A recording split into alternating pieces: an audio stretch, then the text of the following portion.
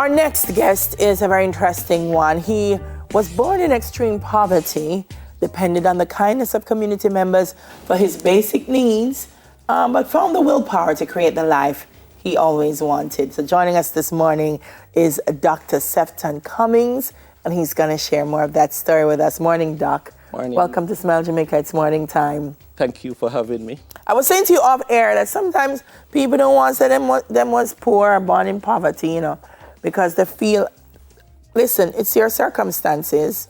It's not who you are. Mm-hmm. Yeah. Tell me a little bit about growing up in Chambers Pen. Well, when I was about 5 or 6 years old, I remember that my mother, I don't understand the dynamics of her relationship with my dad, but right. Obviously it was a very frustrating relationship. Mm-hmm. So she took us, myself and my younger brother, Adrian, mm-hmm. to live with our father. In fact, he wasn't residing in Chambers Pen. He used to work on an estate. Mm-hmm. Where he was, he couldn't keep us. You there? Yeah. Mm-hmm. So he decided that he had a friend over in Chambers Pen, so he would take us to be with her. When we got there, the lady decided that she couldn't keep us. Mm-hmm. And that in itself was a traumatic experience. So I remember that it was raining, mm-hmm. and we were held up at a little shop. Mm. And this little old lady just walked up to the shop. And she decided, when she heard the story, that she would keep us. Wow. So she was very old, didn't have a source of income for herself, so she had to depend on the community member to help her. My father had to go back to his work situation, so we only saw him like probably once every 2 weeks. Wow. You know, so that was very traumatic for myself and my brother. Wow. So from a very early age, we have to learn how to fend for ourselves, you know. I remember one day, the community was a very kind community, but they expect us to do our part. So I remember that, you know, before school, for example, we would have to to get meals. Oh, so no. I remember one morning, probably I was late, probably overslept. We just didn't do the chores. So I went to school, and what I remember, I was standing in devotion, and my head started spinning. And the next thing I know was that when I came to myself, everybody was standing over me. Yeah. My brother was crying, you know. Oh my God. You know, so those were the type of situation that we have to deal with from a very early age. Mm-hmm. But, you know, I appreciate all of those dynamics. Yeah, what turned it around for you, Sefton? Well, as I say, I was very helpful to the community members. The lady that I stayed with, she had a son who resided in St. Anne. So he used to come down ever so often to visit her. And he fell in love with us, you know, and he was very appreciative of the help that he gave his mom. Yeah. And so when she passed, he, along with the lady, who is now my adoptive mother, decided to take me to St. Anne. I was happy for that opportunity, but there was a level of sadness because I had to leave my younger brother behind. So you went to St. Anne. Education is the key for you. This is how you made your way out of it. In St. Anne, you went to York Castle? Right, York Castle. Tell me about that. Because I see here, you excel academically, but you also, you end up all the boys' champs. Yeah. So for me, as I say, from an early age, I learned to multitask, to deal with different situations. So going into the environment of York Castle just provided the platform for me to build my academic career. Yeah. I often commented to my friends that if I had gone to another high school in St. Anne, probably I wouldn't be where I am today.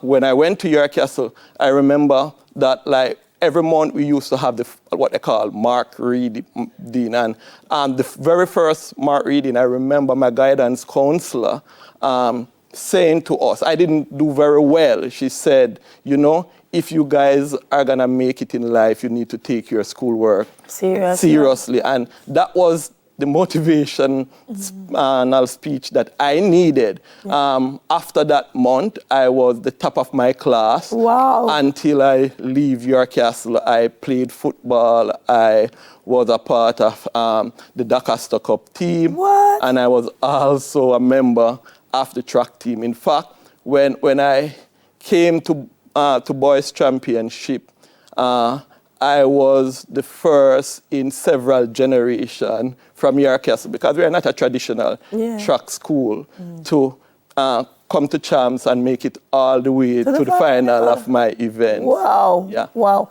You know, I'm listening and I'm thinking, and I say this a lot of times, that access to opportunity and resources is what is really going to turn things around for a lot of our young people. Right. Because in your instance, that is what made a difference for you. Right. You continue to pursue education. Now you have a very successful career in finance. Right. Is that where you always wanted to be, or did life just take you in that direction after school? Yeah, well, let me backtrack a little bit, because it's funny you said that all you need is access to opportunity. One of my favorite authors says that God will provide opportunities, but success will depend on how you use those opportunities. Right. You know, for me, finance, I thought I would be a medical doctor, funny enough, but one of my adoptive sister, Eugenie, she was an accountant, and she was integral in my early development. She was the matriarch of the family.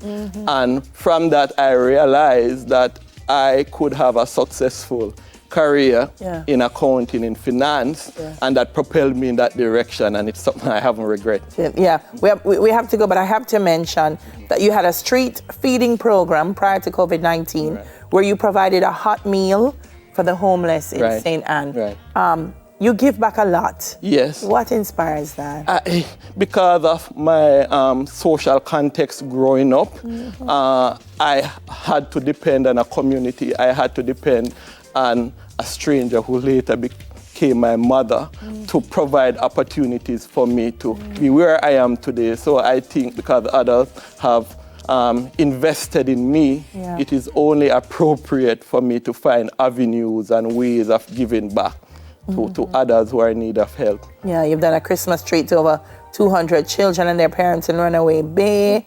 And you brought that to work too. You have an open door policy for your staff. They can come in every time. Yes. Sefton, all I can say is that, you know, God puts us on a journey sometimes. And when we start, we never know why.